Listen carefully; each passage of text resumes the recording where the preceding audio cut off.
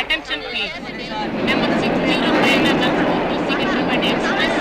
Arrival at platform number 5.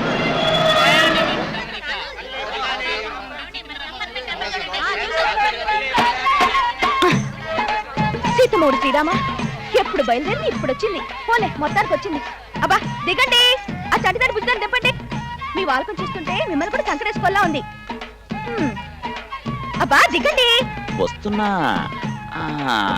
అబ్బబ్బబ్బబ్బబ్బబ్బా, చింతగుత్తులా పిల్లల్ని కన్నావు, మళ్ళీ చేతిలో చింతకాయ. వేలనే దింపరా, సామాన దింపరా? సీతమూడు శ్రీరామా, మన పిల్లల్ని మనం దింపుకోకపోతే పక్క పెట్టోళ్ళు దింపుతారా ఏంటి? సరే తీసుకో. నవ్వుతావేంటి? శాంతి, శాంతి, ఏంటి నీలో నువ్వే నవ్వుకుంటున్నావు? పిల్లలు సీతమూడు శ్రీరామా. శాంతి, పిల్లలు పిచ్చిది, పిల్లలు లేని పిచ్చిది అని అన్ని ఊళ్ళలో అనిపించుకున్నట్టు ఈ ఊళ్ళో కూడా అనిపించుకోకు. చూడు, మనకి ఈ ఊరి నుంచి ట్రాన్స్ఫర్ అయ్యేలోగా నీ ఊహలన్నీ నిజమవుతాయి, మనకి బాబు పుడతాడు. ష్యూర్. అలా అయితే మీ నోట్లో చక్కెర పోసి వెంకటేశ్వర స్వామికి మీ తల నీలాలు ఇస్తానే. ఏంటి నావా? సర్లే పద.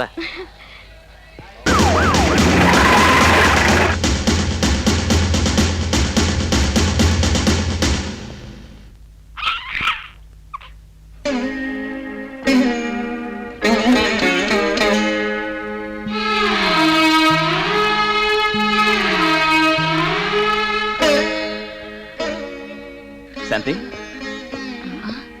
ఏంటిదంతా? వెనకరండి, వెళ్ళండి, బూట్ కాల్తో వచ్చేస్తారే. సీరియస్ గా ఉందని ఎందుకు ఫోన్ చేసావు? సీరియస్ గా ఉంటాను, గీరియస్ గా ఉంటాను, లేకపోతే ఏమిటండి? పూజలు 9ంటికి వస్తా అన్నారు, ఇప్పుడు 1 గంట అయింది. చూడండి, పేరెంట్ వాళ్ళంతా తోటకూర కాడలో ఎలా వాడిపోయారో.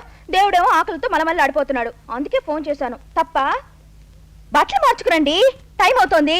సీతమూడు శ్రీరామ.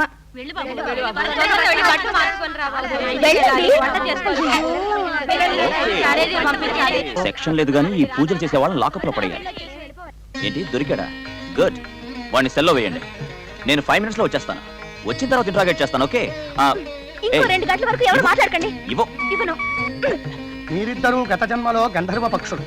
మీరు సంజీవిని గుళికలు పట్టుకుని సరససల్లాపాలాడుకుని వెడుతూ ఉన్న సమయంలో ఆ సంజీవిని గుళిక ఒక కాకి గూడి మీద జారిపడి దాని గుడ్లన్నీ పగిలిపోయాయి.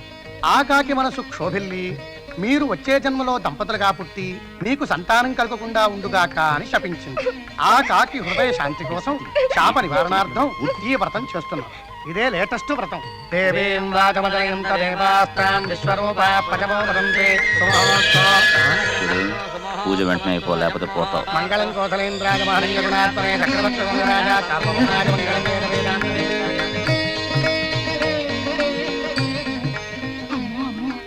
కోడలి పిల్ల అప్పుడే పూజలు పునస్కారాలు మొదలు పెట్టేసింది. ఇల్లు గొల్ల చేసేస్తుంది. వచ్చి 2 రోజులైనా కాలేదు, అప్పుడే ఇంతమంది పేరెంట్ వాళ్ళ.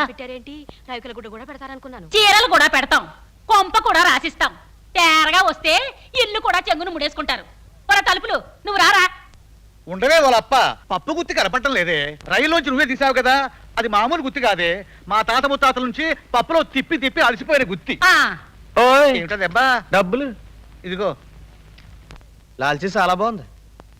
ఏయ్, ఎలిక్కి పెత్తనం వేస్తే ఏను కితకితలు పెట్టినట్టు లాల్చీ బాగుందని చెప్పి చిల్లరకుండా పోతావే. ఇయ్యి ఇదిగో పో. చుట్టుకుంటే బాగుంది. ఏంటమ్మా వారం పోయాక వస్తానన్నావుగా? యారా, నేను రావడం నీకు కంగారుగా ఉందా? కొత్త ఇల్లు, కొత్త సంసారం, ఎలా ఉందో చూసుకోవాల్సిన బాధ్యత నాకు లేదు? కొంచెం ముందు వచ్చుంటే పూజకి అందుకుని ఉండేవారు అత్తయ్య. చూసాంలే అమ్మా నీ సంబడం. పెళ్ళై 3 సంవత్సరాలైనా రాని కడుపు కాయ కాసేయడానికి ఇదేమైనా దశరథుడి యాగమా? యజ్ఞపుష్పుడు పాయసం తెచ్చిస్తాడా ఈవిడి గారికి? అబ్బా ఏమిటా 3 సరసం? ఎందుకే ఓలప్ప లబలబలాడిపోతావు? నన్ను దత్తత చేసుకుని ఓ రేవట లాంటి పిల్లల్ని కట్టేసావనుకో. అబ్బా ఏంటి బాబు, సిగ్గేస్తుంది. ఏడాది తిరగకుండా 7 పిల్లల్ని మన నల్లకుక్కలా ఏని పెట్టాను. నువ్వుండ్రా. ఒరేయ్, అంత్య నిష్ఠూరం కంటే ఆది నిష్ఠూరం మేలని నేను ముందే చెప్తున్నాను. ఎవరేమనుకున్నా సరే నా వంశం నాకు ముఖ్యం. 1 సంవత్సరం ఆగుతాను. ఆ తరువాత నా మేనకోడల సంగతి నువ్వే ఆలోచించాలి. ముందే నేను చెప్పినట్టు దాన్ని చేసుకుని ఉంటే బాగుండేది. దాన్ని పెళ్లి చేసుకున్నావనుకో, సూది దారలాగా చుక్కా చంద్రులాగా ఉంటారు. గోడ మీద బల్లి, మంచం మీద నల్లి ఒకే చోట ఉండిపోకూడదు. ఏటల కాలం ఈ గొడ్డు ముద్దాన్ని పట్టుకుని ఉండిపోతావా ఏమిటి? లోపలికెళ్ళు. నాకెందులే బాబు, నా ఎసరు నేను చూసుకుంటాను. అగ్నేమిటే ఇటేగా. ఏంటమ్మా అర్థం లేకుండా నువ్వు మాట్లాడితే? అది నీకు బిడ్డలాంటిదే కదా. పెళ్ళా ముందు మొగుడిని ఇంకో పెళ్లి చేసుకోమంటావా? అదెంత బాధపడుతుందో చూసావా? పిల్లలు పుడితేనే మొగుడు పెళ్ళాలా? పిల్లలు లేని వాళ్ళు కాపురం చేయడం లేదా? ఇది మా ఇద్దరికి సంబంధించిన విషయం. దీని గురించి మాట్లాడేవో పెద్దరికం ఉండదు.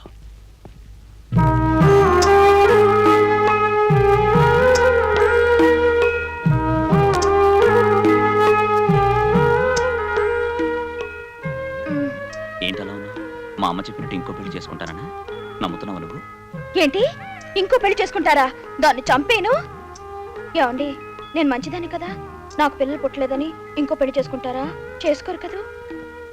అబ్బా, మీరు బాధపడుతున్నారు ఏమిటండి? ఒక్కసారి నన్ను నెల తప్పనివ్వండి. వరుస తప్పకుండా సంవత్సరానికి ఇద్దరిని కానీ ఈ ఇల్లుని స్కూల్ చేసి అత్తగారి కళ్ళజోడు పీకించేపోతే అప్పుడు నన్ను అడగండి. కొంచెం నవ్వండి. సీతమ్మడు శ్రీరామ, మనసు సందడిగా ఉంది. ఆది తాళతో చిన్న పదవేనా? అయితే ఏసై.